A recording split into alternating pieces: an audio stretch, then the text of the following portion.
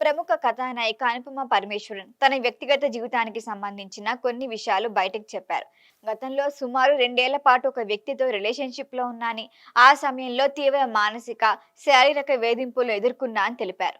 ఓ ప్రముఖ యూట్యూబ్ ఛానల్‌కి ఇచ్చిన ఇంటర్వ్యూలో తన అనుభవాలను పంచుకున్నామే ఆ వ్యక్తి పేరును మాత్రం వెల్లడించలేదు. అయితే తాను ఎదుర్కొన్న పరిస్థితులు తనను తీవ్రంగా కుంగదీశాయని మాత్రం చెప్పారు అనుపమ. తనను ప్రేమ పేరుతో జీవితంలోకి వచ్చిన ఆ వ్యక్తి పూర్తిగా తన నియంత్రణలో ఉంచుకోవాలని ప్రయత్నించాడని కూడా అనుపమ తెలిపారు. తాను ఎలాంటి దుస్తులు ధరించాలి, సోషల్ మీడియాలో ఏం పోస్ట్ చేయాలి, ఎలాంటి సినిమాలు చేయాలి అనే విషయాల్లోనూ అతడు ఆంక్షలు విధించేవాడని చెప్పారు. చివరికి నటనను వదిలేయాలని కూడా ఒత్తిడి చేసినట్లు వెల్లడించారు.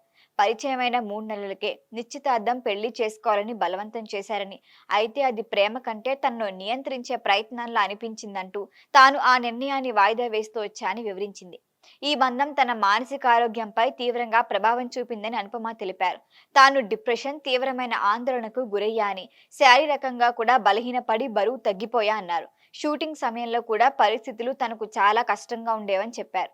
సెట్స్ లోకి, క్యారవాన్ లోకి వెళ్లి ఒంటరిగా ఏడ్చేదాన్నని, తరచూ పానిక్ అటాక్స్ వచ్చేవని గుర్తు చేసుకున్నారు.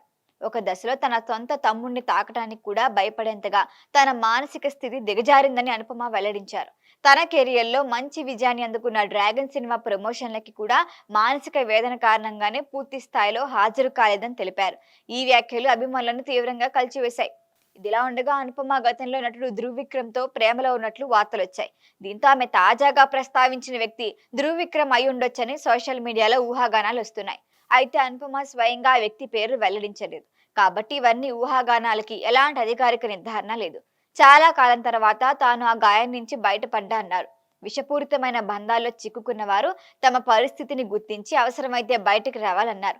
తన అనుభవాన్ని పంచుకోవడం ద్వారా అలాంటి సంబంధాల్లో ఉన్నవారికి ఒక హెచ్చరిక ఇవ్వాలన్నదే తన ఉద్దేశమని స్పష్టం చేసింది అనుపమ. ఈ వీడియో మీకు నచ్చినట్లయితే లైక్ చేయండి, షేర్ చేయండి, సబ్స్క్రైబ్ చేయండి. మరిన్ని అప్డేట్ల కోసం మా వాట్సాప్ నంబర్ను సబ్స్క్రైబ్ చేసుకోండి.